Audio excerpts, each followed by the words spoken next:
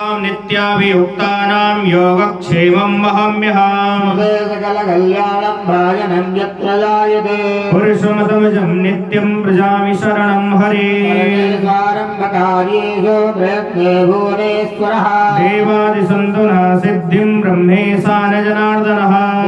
स्वमाधवं दण्डिं दण्डवाणिं च भैरवां वन्दे काशीं गुहां गंगां भवानी मणिकर्णिकाम् वक्रतुण्डमहाकाय कोटिसूर्या समप्रभा निर्विघ्नं कुरु मे देव सर्वकार्येषु सर्वदा विनायकं गुरुं भानुं ब्रह्म विष्णु महेश्वरा सरस्वतीं प्रणम्यादौ सर्वकार्यार्थसिद्धये सिद्धिबुद्धिसहिताय श्रीमन्महागणाधिपतये नमः श्रीमङ्गलमूर्तये नमः विनस्तः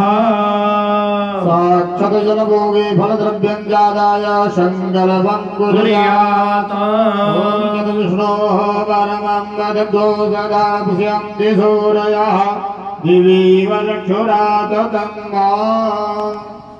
ॐ विष्णवे